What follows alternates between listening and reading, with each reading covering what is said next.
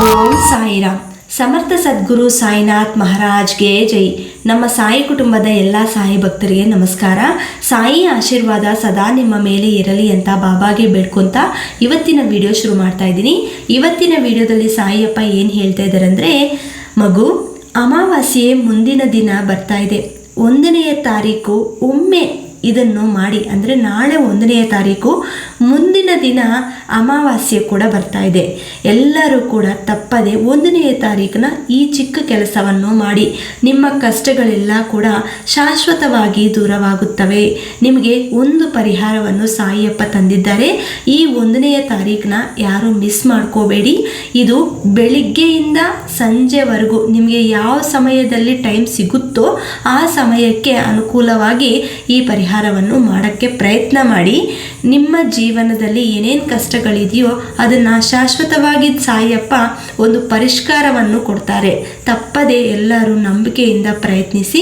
ನಾಳೆ 1ನೇ ತಾರೀಕು ನೀವೇನು ಮಾಡಬೇಕು ಅಂದರೆ, ಜೀವನದಲ್ಲಿ ನೀವು ಯಾವ ಥರ ಕಷ್ಟಗಳನ್ನು ಅನುಭವಿಸ್ತಾ ಇದ್ದೀರೋ, ಎಷ್ಟು ನೋವನ್ನು ಅನುಭವಿಸ್ತಾ ಇದ್ದೀರೋ ಅದೆಲ್ಲ ಕೂಡ ಶಾಶ್ವತವಾಗಿ ಪರಿಷ್ಕಾರವನ್ನು ಸಾಯಿಯಪ್ಪ ಕೊಡ್ತಾರೆ.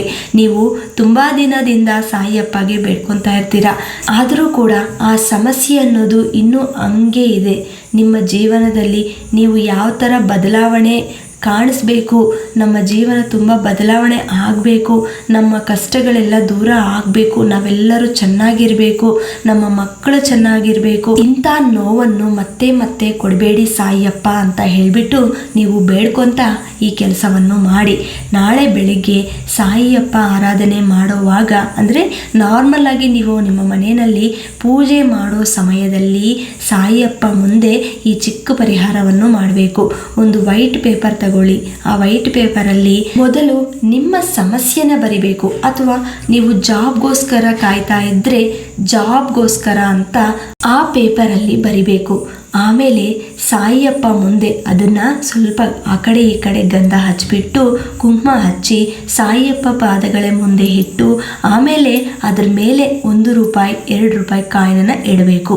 ಸಾಯಿಯಪ್ಪ ಪಾದಗಳ ಮುಂದೆ ಇಟ್ಟು ನಿಮ್ಮ ಸಮಸ್ಯೆನೇ ಹೇಳ್ಕೊಂಡಿದ್ದ ನಂತರ ಸಾಯಿಯಪ್ಪಗೆ ಆರತಿ ಕೊಟ್ಟು ಸಾಯಿಯಪ್ಪ ಪೂಜೆ ಮಾಡಿ. ಆಮೇಲೆ ಅಮಾವಾಸ್ಯೆ ಬರೋ ಮುಂಚೆ ಇನ್ನೊಂದು ಕೆಲಸ ಮಾಡಬೇಕು. ನೀವು ರಾತ್ರಿ ಮಲಗುವ ಮುನ್ನ ಈ ಚಿಕ್ಕ ಕೆಲಸನ ಮಾಡಿ. ದೇವ್ರ ಮನೆಯಲ್ಲಿ ನೀವು ಪೂಜೆ ಮಾಡಿದ ನಂತರ ಒಂದು ಗಾಜು ಗ್ಲಾಸಲ್ಲಿ ನೀರು ತಗೊಂಡು ಅದರಲ್ಲಿ ಸ್ವಲ್ಪ ವಿಭೂತಿ ಹಾಕಬೇಕು. ಆಮೇಲೆ ಪೂಜೆ ಎಲ್ಲ ಮುಗಿದಿದ ನಂತರ ನಿಮ್ಮ ಸಮಸ್ಯೆ ಹೇಳ್ಕೊಂಡಿದ್ದ ನಂತರ ಸಾಯಿಯಪ್ಪ ನಾಮಸ್ಮರಣೆ 108 ಬಾರಿ ಹೇಳ್ಕೊಂಡಿದ್ದ ನಂತರ ನಿಮಗೆ ಟೈಮ್ ಸಿಕ್ಕಿದ್ರೆ ಸಾಯಿ ಸಚ್ಚರಿತ್ರದಿಂದ ಒಂದು ಚಾಪ್ಟರ್ನ ಓದಿದ ನಂತರ ಆ ನೀರನ್ನ ತಗೊಂಡು ನೀವು ನಿಮ್ಮ ಮನೆಯಲ್ಲಿ ಎಲ್ಲರೂ ಸ್ವಲ್ಪ ತೀರ್ಥ ಥರ ತಗೊಳ್ಳಿ.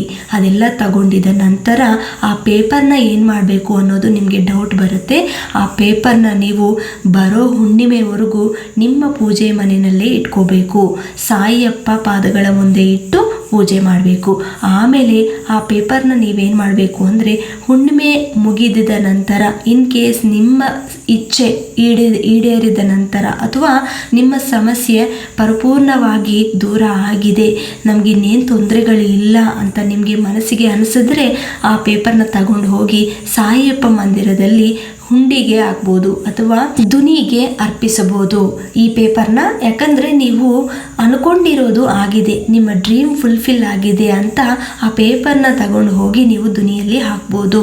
ಆಮೇಲೆ ಆ ಕಾಯಿನನ್ನು ನೀವು ಹುಂಡಿಯಲ್ಲಿ ಹಾಕ್ಬೋದು ಅಥವಾ ಯಾರಿಗಾದರೂ ದಾನ ಕೂಡ ಮಾಡ್ಬೋದು.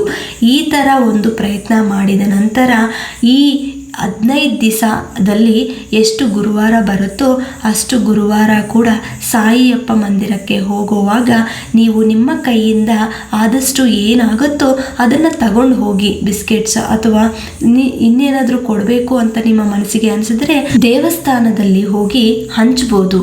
ಈ ಥರ ನೀವು ಎಷ್ಟು ಅನುಕೂಲ ಆಗುತ್ತೋ ಅಷ್ಟು ಪ್ರಯತ್ನ ಮಾಡಿ. ಖಂಡಿತ ಸಾಯಿಯಪ್ಪ ಆಶೀರ್ವಾದ ಸಿಗುತ್ತೆ. ಇನ್ನೊಂದು ಮುಖ್ಯ ವಿಷಯ ಏನಪ್ಪ ಅಂದರೆ, ಸಾಯಿಯಪ್ಪದು 11 ವಚನಗಳು ಇದೆ.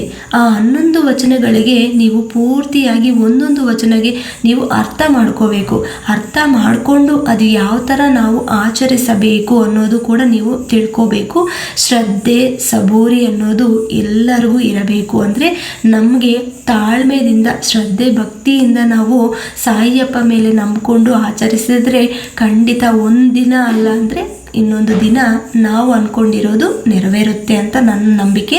ಎಲ್ಲರೂ ಕೂಡ ಈ ವಿಷಯನ ತಿಳ್ಕೊಂಡು ಅರ್ಥ ಮಾಡಿಕೊಂಡು ಪ್ರಯತ್ನ ಮಾಡಿ ನಿಮ್ಮ ಫ್ರೆಂಡ್ಸ್ ಆ್ಯಂಡ್ ಫ್ಯಾಮಿಲೀಸ್ಗೆ ಈ ವಿಷಯನ ಶೇರ್ ಮಾಡಿ. ಆಮೇಲೆ ಈ ವಿಡಿಯೋಗೆ ಒಂದು ಚಿಕ್ಕ ಲೈಕ್ ಮಾಡಿ, ಕಮೆಂಟ್ ಮಾಡಿ ಶ್ರದ್ಧಾ ಸಬೂರಿ ಅಂತ. ಇನ್ನೊಂದು ವಿಡಿಯೋದಲ್ಲಿ ಭೇಟಿ ಆಗ್ತೀನಿ. ಅಲ್ಲಿವರೆಗೂ ನಮಸ್ಕಾರ. ಸರ್ವೇ ಜನ ಸುಖಿನೋ ಭವಂತು. ಜೈ ಸಾಯಿರಾಮ್.